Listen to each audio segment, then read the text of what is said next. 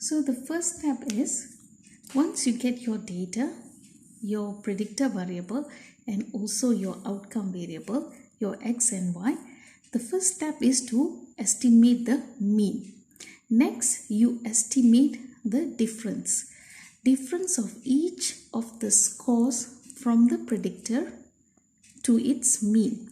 So we calculated the mean here, so we find the difference of the x score to the mean. Next, we calculate the difference for the outcome variable, for the dependent variable, where we look into the scores, every scores of the outcome, the difference from its mean of the outcome. So that's why we calculate the mean of x first, mean of y first, and then we calculate the difference between each of the scores to its mean.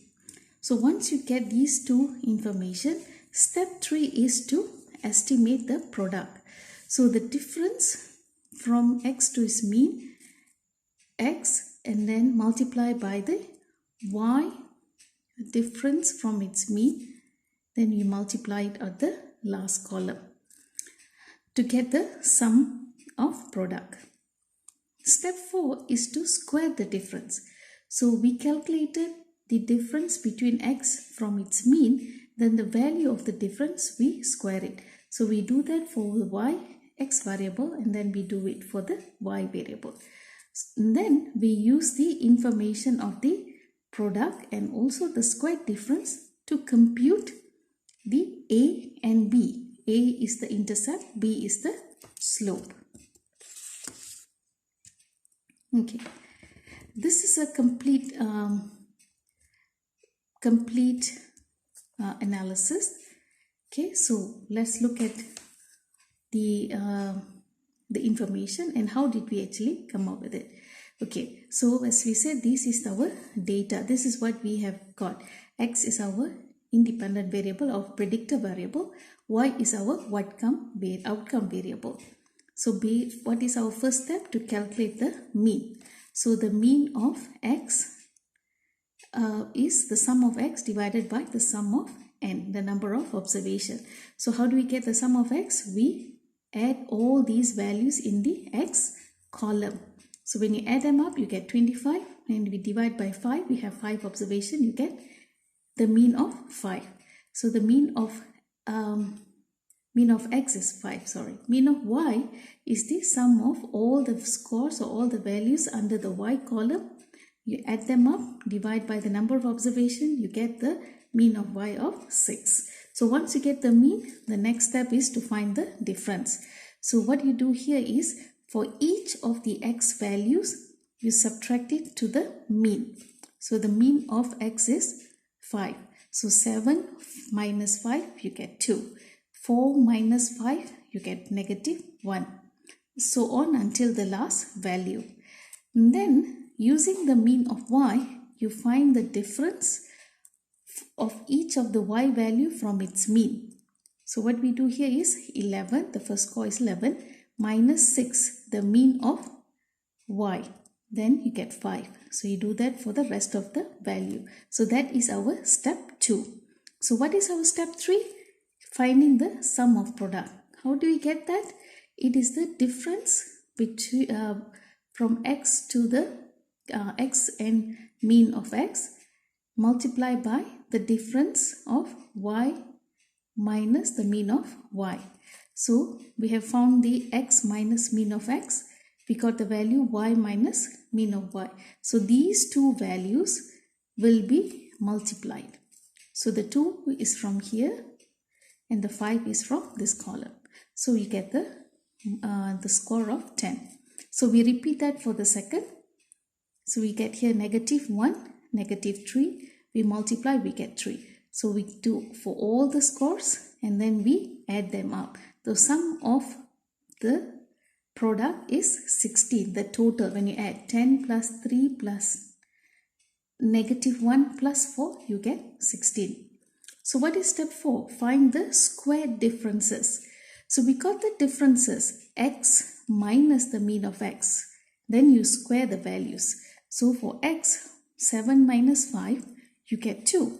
So these two difference will be squared. So 2 squared 4, negative 1 squared 1. So after that you do for all the values of x and you add them up. Okay, so the sum of squares of x. So this column, the squared differences is actually sum of squares for x. We do that for our y variable as well. So the differences from y, from its mean, it's being squared here. So here the 5, negative 3, negative 1 will be squared. So that's why you get 29, 5, 1, 4, 1. So all these will be added up, become 40, and this 40 means sum of squares for y variable. Okay, so now we have all this information. What do we do next? Step 5 is compute our intercept and slope. So we start with the slope, the b. B, the formula is sum of product divided by sum of squares of x. So what is sum of product? Is 16. So this 16 will be divided by the sum of squares of x.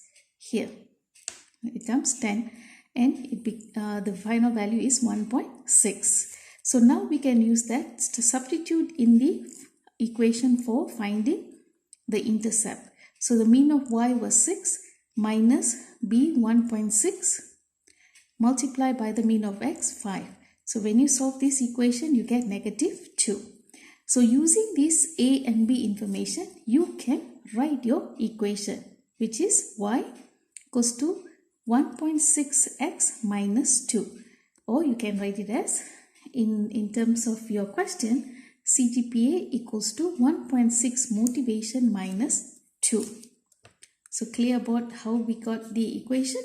Now once we get the equation, the next step is to test the equation. So using the information, the sum of product, the sum of squares of x, sum of squares for y, these three information you can use it to test the equation. So this is the equation that we would like to test.